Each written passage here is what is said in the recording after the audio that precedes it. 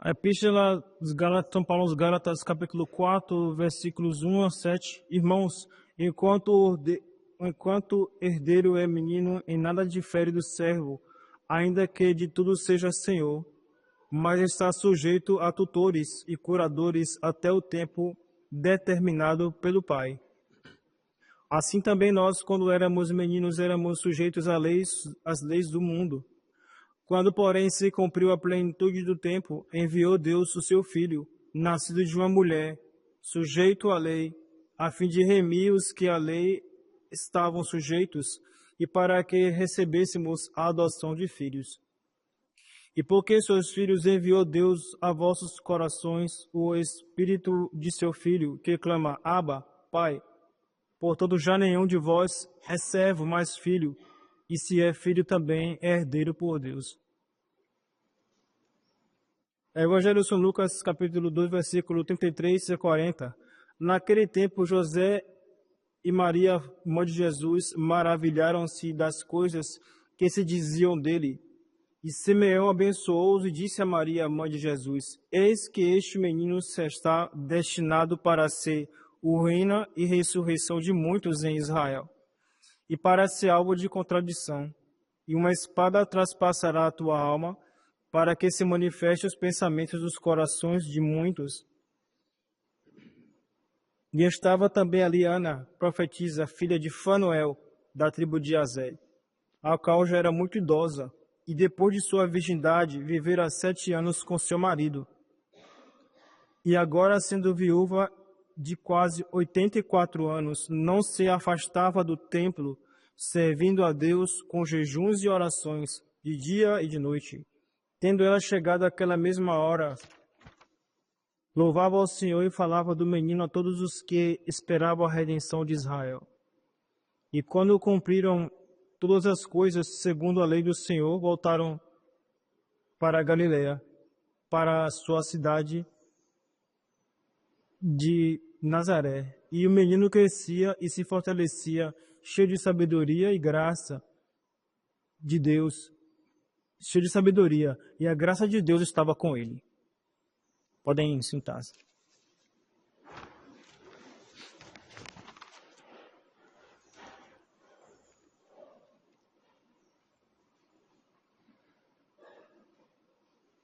Preste todos atenção para alguns avisos importantes.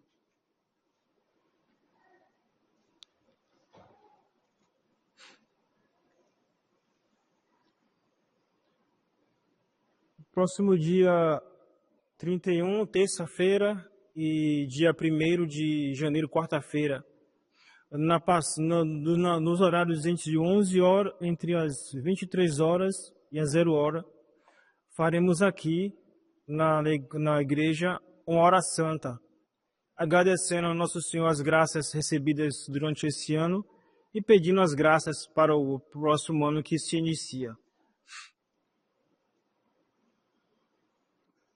Logo em seguida da Santa Missa, às 0 hora, a primeira Santa Missa do ano, né? A maneira católica, né, de se encerrar o ano e começar o ano.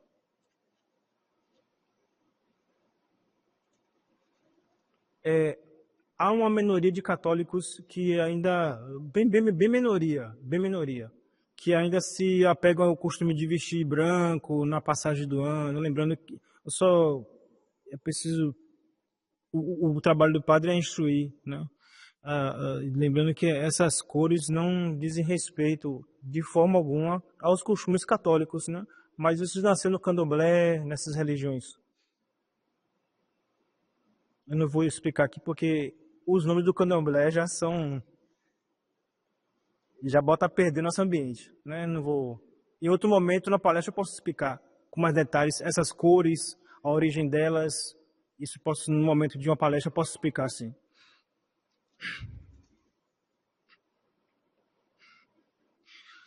Também é dia santo de guarda. A 8ª do nascimento de Nosso Senhor, a circuncisão do Senhor. É dia santo de guarda, dia de assistência obrigatória à Santa Missa. Aqueles que assistem à missa da 0 hora já cumpriram com o preceito. Aqueles que também assistiram à missa da 0 hora e comungaram, receberam o corpo de Nosso Senhor, não poderão receber o corpo de Nosso Senhor novamente na missa das 10 da manhã. Haverá uma missa às 0 hora e às 10 da manhã, do dia 1º de janeiro, dia da circuncisão do Senhor. Então, aqueles que comungaram na missa das 0 hora não poderão comungar na missa das 10. Já falando de dias santos de guarda, novamente eu acho que é oportuno lembrar os dias santos de guarda. São ao todo 9, para o Brasil são 9 dias. São 5 festas relacionadas a Nosso Senhor Jesus Cristo, e 2 à Santíssima Virgem e 2 aos santos. Então, Natal, circuncisão, Epifania, Ascensão e Corpus Christi. Essas são as 5 relacionadas a Nosso Senhor Jesus Cristo. 2 a Nossa Senhora Assunção e Imaculada Conceição. E 2 aos santos. 29 de junho, São Pedro e São Paulo. E 1º de novembro, de festa de todos os santos. Então, repetindo, as 5 de Nosso Senhor: Natal, a circuncisão, a Epifania, a Ascensão e Corpus Christi. 2 a Nossa Senhora Assunção e Imaculada Conceição. E 2 aos santos: São Pedro e São Paulo. E 1º de novembro, festa de todos os santos.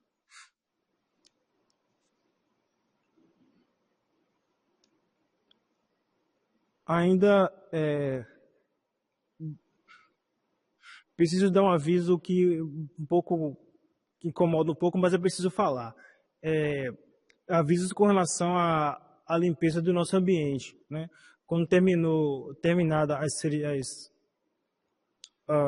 a Santa Missa e as cerimônias do Natal, notamos que havia na igreja alguns copos descartáveis, restos de biscoito,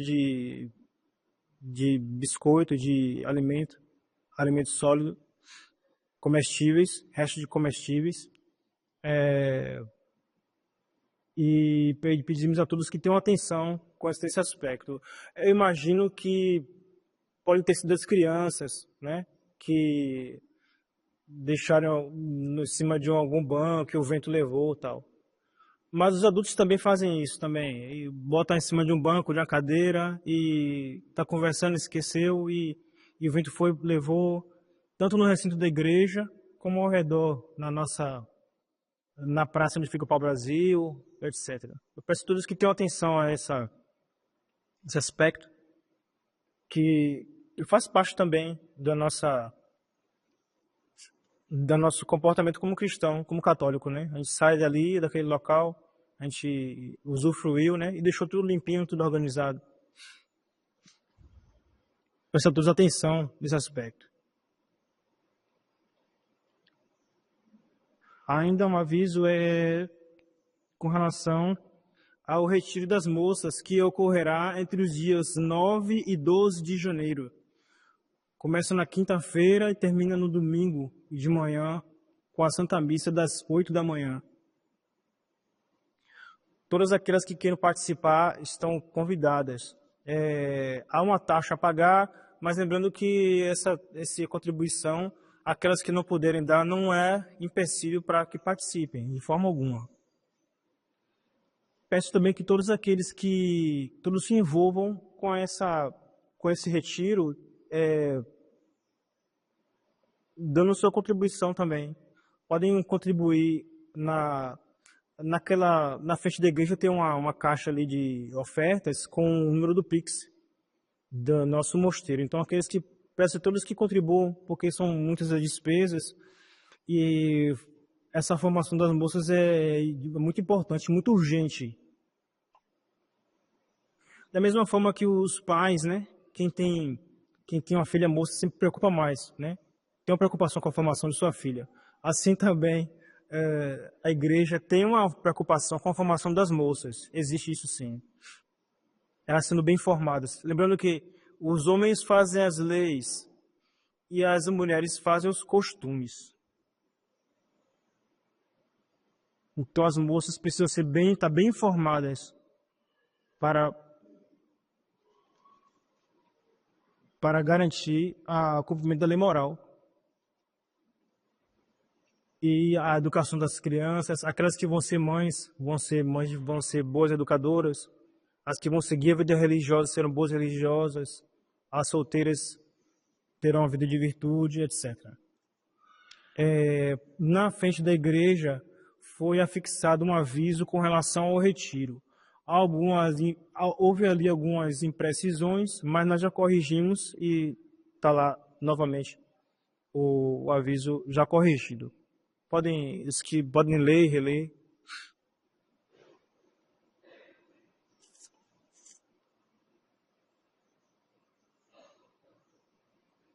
O Evangelho fala sobre São Lucas, o capítulo 2.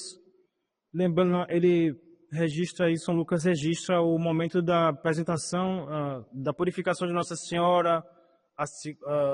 São vários acontecimentos aí importantes. Para poder entender melhor, para ficar mais compreensível, eu vou ler um texto um pouquinho antes, que é ainda no capítulo 2, mas no versículo 21. Versículos 21, 22. E depois que se completaram os 8 dias para ser circuncidado o menino, foi-lhe posto o nome de Jesus, como lhe foi chamado o anjo, antes que fosse concebido do ventre. E depois que foram concluídos os dias da purificação de Maria, segundo a lei de Moisés, levaram-no a Jerusalém para apresentarem ao Senhor, segundo o que está escrito na lei do Senhor. Todo varão primogênito será consagrado ao Senhor. E seu pai e sua mãe estavam admirados das coisas que dele se diziam. E Simeão os abençoou e disse a Maria, sua mãe: Eis que este menino está posto para a ruína e ressurreição de muitos em Israel, e para ser alvo de contradição. E uma espada traspassará a sua alma, a fim de se descobrirem os pensamentos escondidos de muitos. Esse seria o texto integral. Fica mais compreensível, mais fácil de entender.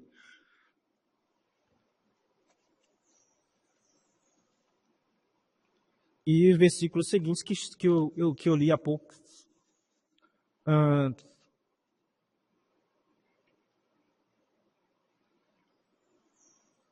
Há 2 pontos importantes a analisar com atenção. Primeiro, Nossa Senhora leva o menino Jesus ao templo, em acordo com a lei. Lembrando que não era apenas um costume dos judeus, era a lei.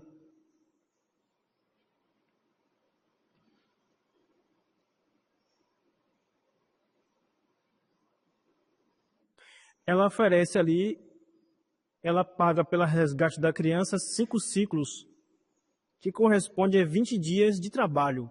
São 20 diárias, né, de serviço. Ainda na roça se conserva esse costume de diária, né, mas nas cidades se segue a CLT, né, que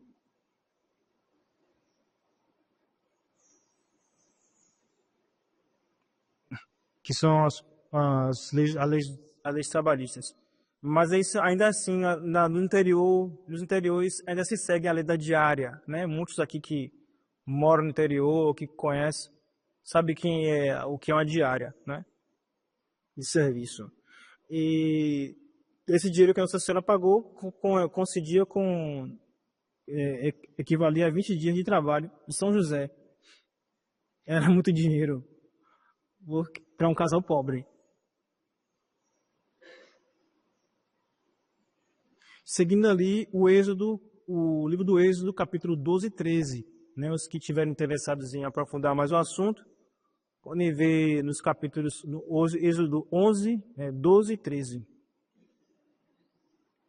Por conta a passagem do anjo no Egito, que matou ali os primogênitos dos egípcios e poupou os primogênitos dos judeus, ficou então essa obrigação de todo pai de família, toda mãe de família, pagar o resgate pela criança, pelo filho mais velho. Coincidir esse valor aí. Quanto a Nossa Senhora, está lá no Levítico 12 e 13 também. As leis da purificação. O menino, quando nascia, a mulher gerava ali uma impureza, não só moral, mas legal. A mulher estava impura durante 40 dias. Então, a criança, depois de 8 dias, seria circuncidada e a mulher seguia mais 33 dias para concluir esse tempo de impureza. Se fosse menina, então a menina seriam 2 semanas para as meninas e mais 66 dias de impureza legal. Com isso, a mulher não podia entrar no santuário, não podia... Há uma série de regras ali. Não podia tocar nas coisas sagradas, há uma série de exigências. No final desse ciclo, para os meninos, 8 dias mais 33. E para as meninas, 2 semanas mais 66 dias. A mulher deveria se apresentar na porta do tabernáculo do testemunho. E ali oferecer um cordeiro e uma pomba e uma rola. Uma pomba ou uma rola. Sendo que se fosse de família muito pobre, que não tivesse como dar um cordeiro, então daria, no caso, 2 pombas ou 2 rolas. Foi o caso de Nossa Senhora, que era muito pobre.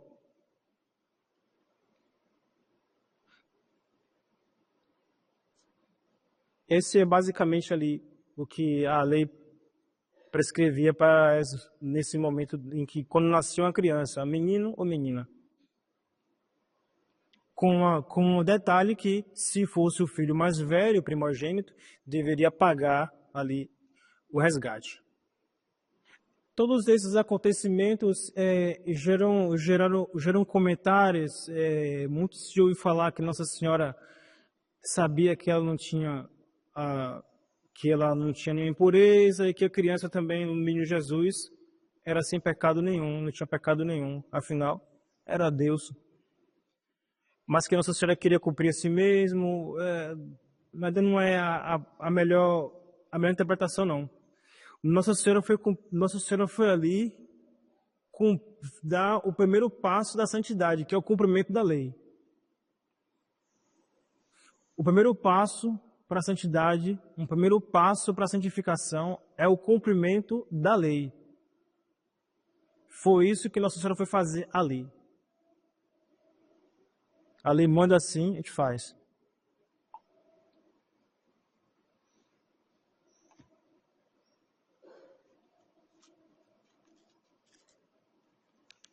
E Nossa Senhora foi oferecer o que ali no templo? O melhor que ela tinha. Ela não tinha o cordeiro como o Êxodo mais o Levítico, como no Êxodo exige, não tinha grande coisa. Ela tinha, mas ela foi dar o melhor que ela tinha, que valia muito mais do que tudo aquilo ali, que era Jesus.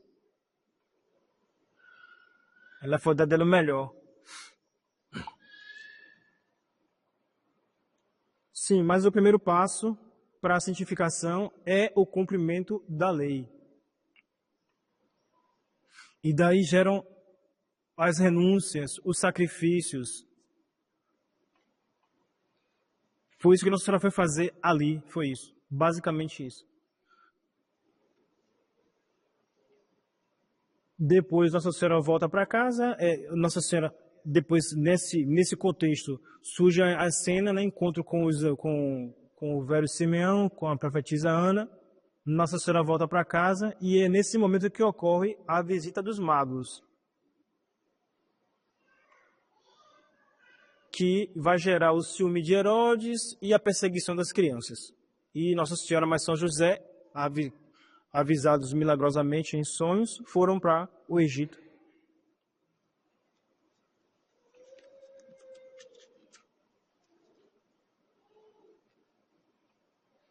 O que podemos falar de Simeão e Ana? Resumindo, Simeão, um homem de Deus, um ancião,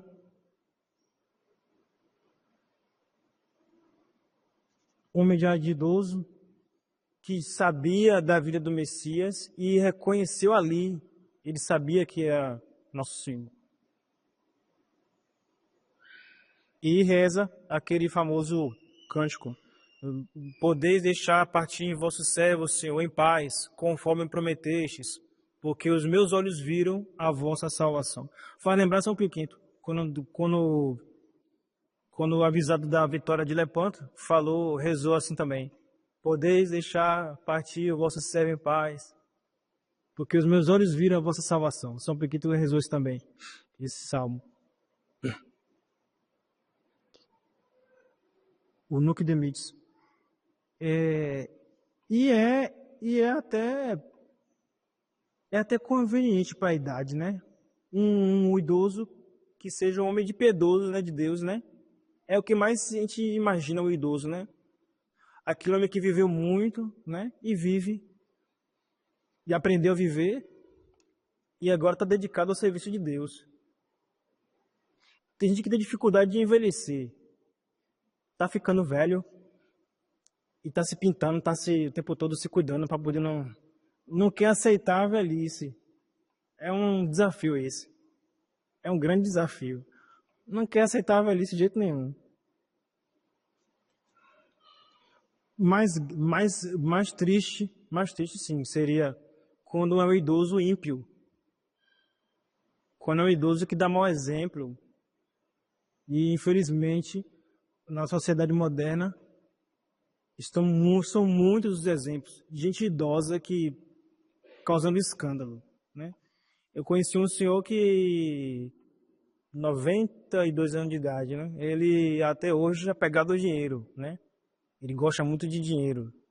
E um parente dele morreu e ele já entrou na justiça para criar inventário, porque o dinheiro é dele, porque já disputando com a família os bens. É horrível. E é o escândalo que causa, né? Porque ninguém acha, todo mundo acha estranho aquilo. Nossa, como é que um homem... Eu não falei a gente, como é que um homem dessa idade vai morrer amanhã, tá preocupado com o dinheiro, apegado aos bens desse mundo. Então, o idoso, o São Simeão é a imagem, é o exemplo do idoso, né? Homem de Deus, que viveu muito, né? Aprendeu o que é a vida e dedicado ao serviço de Deus. É um belo exemplo. Ele vai dizer a Nossa Senhora porque cabia dizer à Santíssima Virgem, uma vez que ela é que ia ficar para assistir a morte do Nosso Senhor. São José não estaria mais nesse mundo. Ele vai dizer a Nossa Senhora, né? De uma espada de dor, mas esse comentário dele, com certeza, está relacionado, significava ali, as palavras dele significava a paixão e morte de Nosso Senhor. Qualquer pessoa que lhe dá para entender sem muita dificuldade. O Simeão está falando desse assunto. Ana é uma senhora respeitosa. Segundo São Beda, ela representa a igreja que está enviuvada por causa da morte do esposo. Bela comparação de São Beda. Ana representa a igreja que está enviuvada por causa da morte do esposo.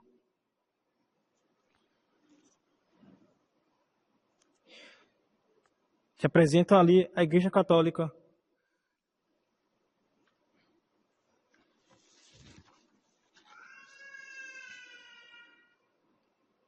Então,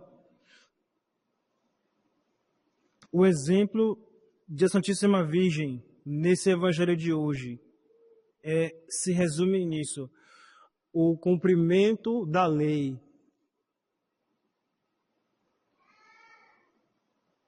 Para nós alcançarmos do céu, o cumprimento da lei de Deus, deve ser cumprida.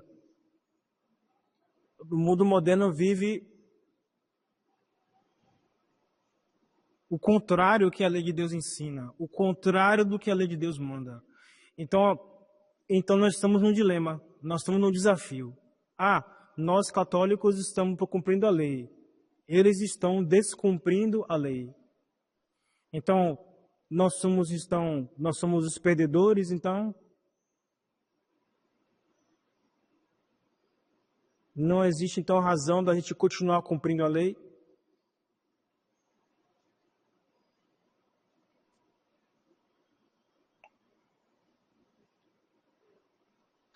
Entre os persas,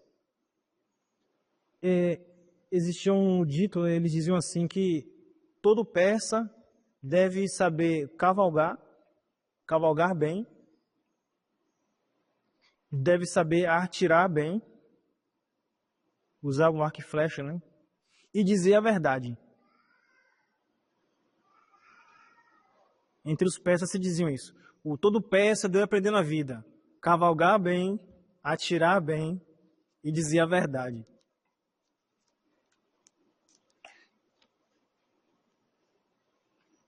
Essa vida, a nossa passagem nessa vida se resume, tem essa semelhança, né? Cavalgar bem, saber andar bem nessa vida. Atirar bem. O que é atirar bem? É o rosário. Sem saber atirar, a gente não vai ganhar a guerra, não. Quem não rezar já perdeu. Quem não rezar está perdido. E dizer a verdade. Ser verdadeiro. Ser verdadeiro. O cristão reproduz em sua vida os mesmos mistérios e dentro de si os mesmos mistérios de nosso Senhor Jesus Cristo. E dentro de si é uma contradição. Ele deve decidir entre o Deus ou o mundo. Uma vez uma pessoa me perguntou, o padre fulano de tal, que eu não vou dizer o nome aqui, muito famoso, eu acho estranho, porque eu vejo ele dançando lá na televisão, eu vejo ele dando mau exemplo. Ele está dividido entre Deus e o mundo. Uma pessoa que não é nem católico me falou isso, né? Não vamos aqui dizer o nome do padre porque não queremos aqui saber, não queremos aqui ter o gosto de falar mal dos outros. Nós estamos aqui para poder ver as falhas dos outros e aprender. Quando vires homem bom, imita-o. Quando vires homem mau, examina a ti mesmo. Quando você vê alguém dar mau exemplo, se examine. Como disse Santo Agostinho, não há crime cometido por um homem que outro homem não possa cometer. Então, quando a gente vê alguém dar mau exemplo, se examine. Você pode ainda fazer pior que ele ainda. Então, essa pessoa me falava, padre, esse padre está dividido entre Deus e o mundo.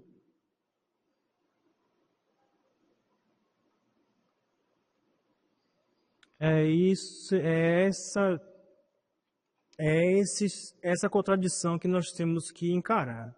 Ou Deus ou o mundo. Entendem? Ou Deus ou o mundo. As duas coisas juntas não funcionam. Não funciona.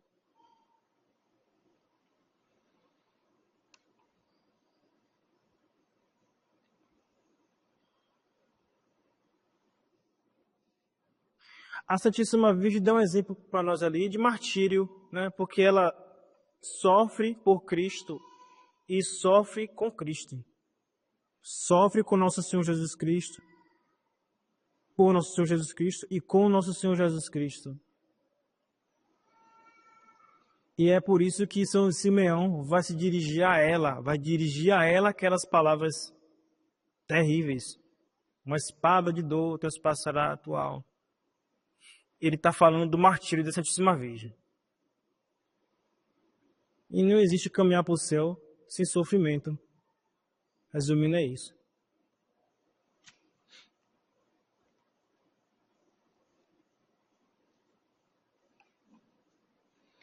O padre Reverione da Companhia de Jesus narra um fato bem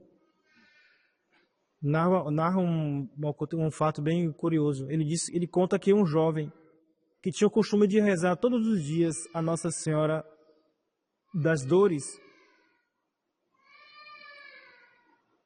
nessa imagem que ele tinha na casa dele, né, tinha as marcas de 7 espadas, lembrando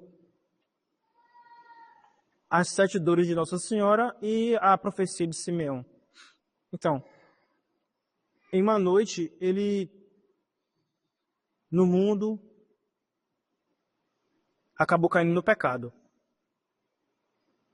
Pecados terríveis. No outro dia ele foi rezar. Mas quando ele foi rezar, a imagem tinha não só 7 espadas, mas 8 espadas. E uma voz disse a ele: as espadas, essas 8 espadas, essa 8ª espada é o seu pecado.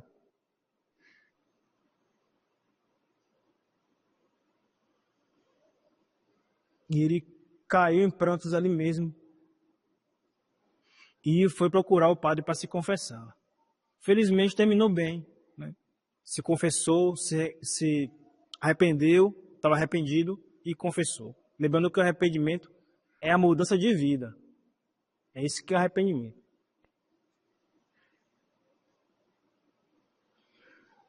Então, o cumprimento, o primeiro passo para a santidade é o cumprimento da lei. Esse é o exemplo de Nossa Senhora no Evangelho, é isso, o cumprimento da lei. É assim que Deus quer, é assim que a gente faz. Precisamos decidir entre Deus e o mundo. Não há como manter as duas coisas, é impossível. Impossível.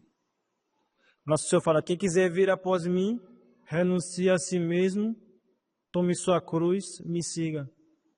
Esse que é o caminho certo.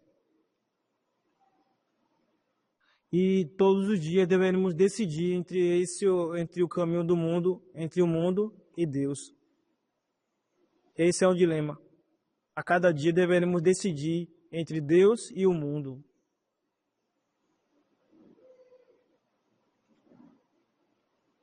E lembrando os persas,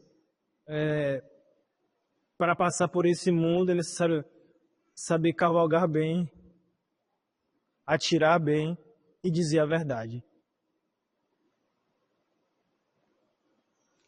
Termino aqui nossa reflexão pedindo a todos que quando estiverem no momento de grande sofrimento, ou melhor, no sofrimento do dia a dia, né? Todo dia a gente tem uma coisa para decidir, questões graves a decidir, questões de saúde, questões de família,